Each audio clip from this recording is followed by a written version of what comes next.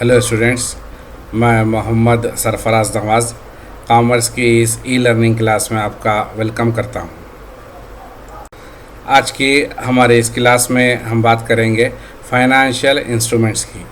आज का हमारा टॉपिक रहेगा फाइनेंशियल इंस्ट्रूमेंट्स। आज की इस क्लास में हम समझेंगे कि फाइनेंशियल इंस्ट्रूमेंट्स क्या होते हैं और बिज़नेस में, कंपनीज़ में इनका क्या पोजीशन होता है और ये कंपनीज़ के लिए कितने ज़रूरी होते हैं, कितना इनका इम्पोर्टेंस होता है। तो चलिए स्टार्ट करते हैं और समझते हैं कि फाइनेंशियल इंस्ट्रूमेंट्स क्या होते हैं। हम फाइनेंशियल इंस्ट्रूमेंट्स को बहुत ही सिंपल तरीके से समझेंगे। जैसा कि आप लोग जानते हैं कि इस दुनिया में कई किस्म के लोग होते हैं। एक वो होते हैं जिनके पास दौलत बहुत ज़्यादा होती है, बहुत अमीर होते हैं, रिच होते हैं। दूसरे टाइप के लोग वो होते हैं जो मिडिल क्लास होते हैं। और तीसरे टाइप में आते हैं गरीब आदमी। चाहे आदमी किसी भी क्लास से उसका ताल्लुक़ रहता हो, तो हर कोई यही चाहेगा कि कैसे वो अपने पैसे को बढ़ाए।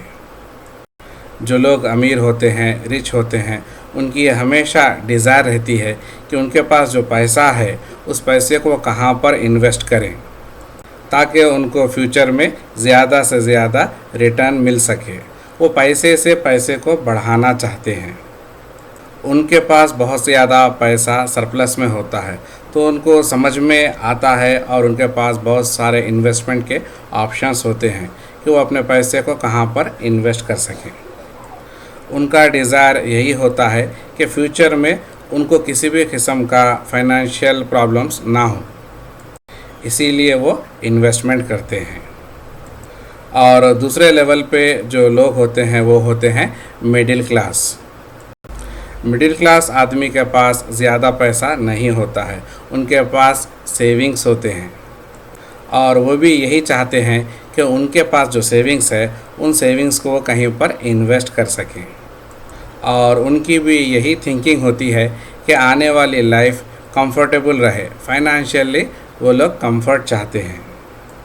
इंसान का ताल्लुक़ किसी भी शोबे से हो, या फिर वो अमीर हो या फिर मिडिल क्लास हो, उनकी यही डिज़ायर रहती है कि उनके पास जो भी सेविंग्स है, पैसे हैं, उसको वो कहीं पर इन्वेस्ट करें और फ्यूचर में उनको रिटर्न मिले।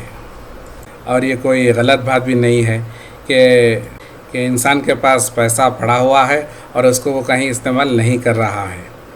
उसको चाहिए कि वो उन पैसों को कहीं अच्छी तरीके से इन्वेस्ट करे।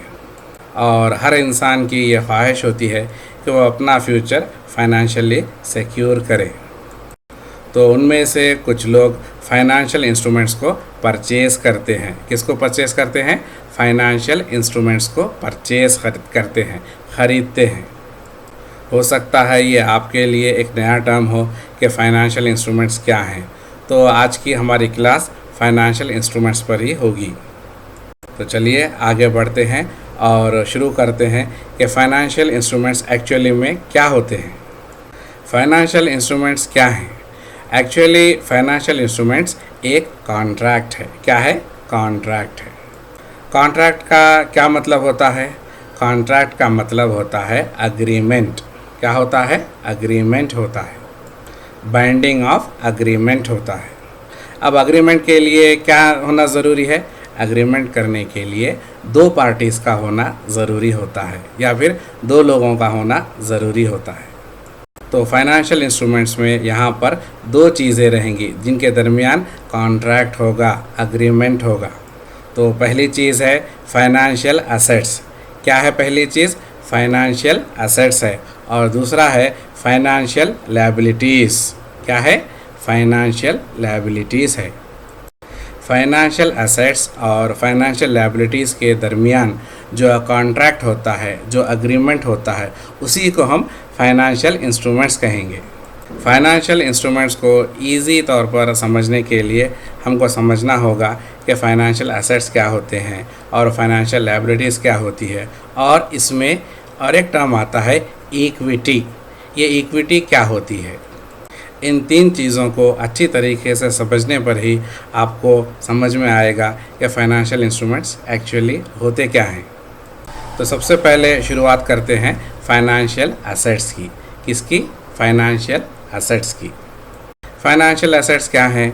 फाइनेंशियल एसेट्स कंपनी की जायदाद है, बिजनेस की जायदाद है।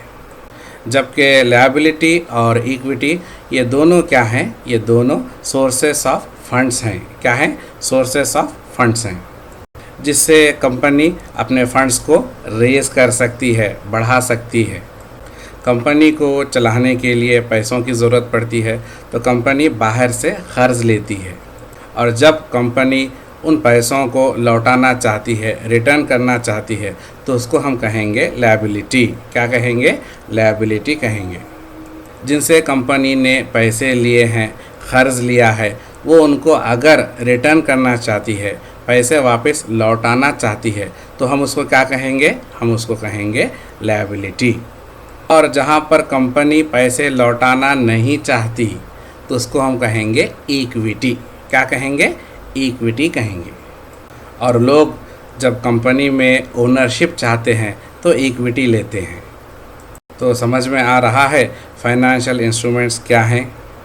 फाइनेंशियल इंस्ट्रूमेंट्स एक कॉन्ट्रैक्ट है। क्या है? कॉन्ट्रैक्ट है। कौन सा कॉन्ट्रैक्ट है? मॉनेटरी कॉन्ट्रैक्ट है, जिसकी वजह से एक एंटिटी के बुक्स में एसेट्स क्रिएट होंगे। क्या क्रिएट होंगे? एसेट्स क्रिएट होंगे। यानी के लिए एक पार्टी के लिए एसेट्स रिसीवेबल हैं। क्या हैं? रिसीवेबल होंगे। और दूसरी पार्टी के लिए लायबिलिटीज़ होंगे, पेएबल्स होंगे।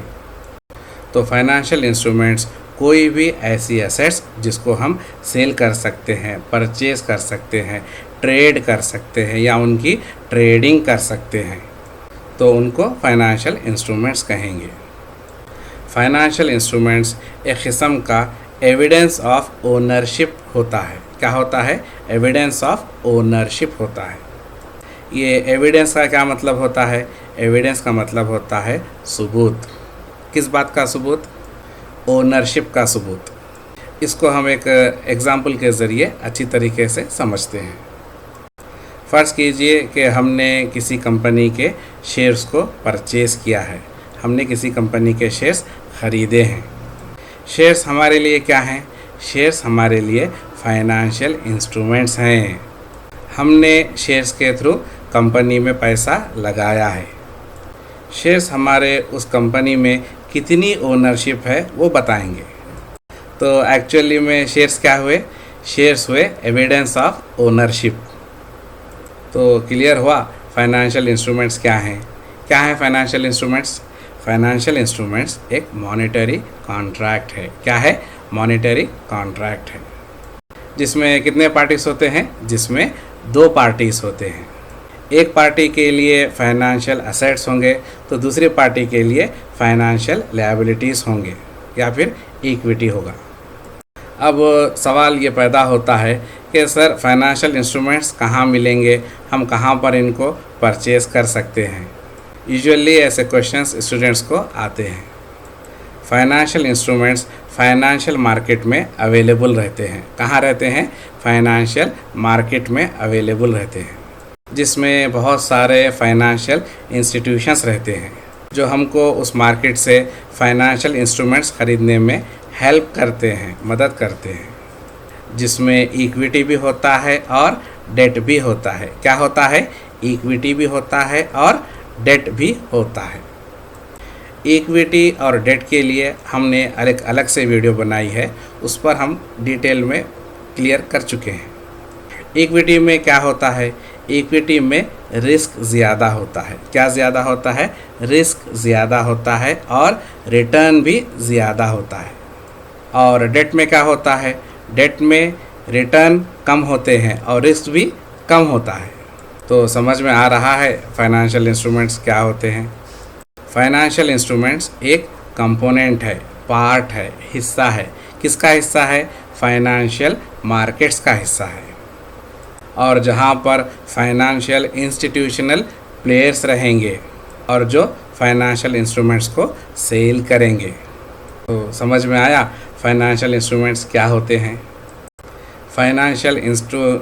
फाइनेंशियल इंस्ट्रूमेंट्स डेरिवेटिव्स हैं, बॉन्ड्स हैं, गवर्नमेंट बॉन्ड्स हैं, future, option, stocks, bonds, forward, mutual funds, swap, currency, interest, commercial papers, certificate of deposits, debentures, corporate bonds, government bonds और फॉरेन एक्सचेंज।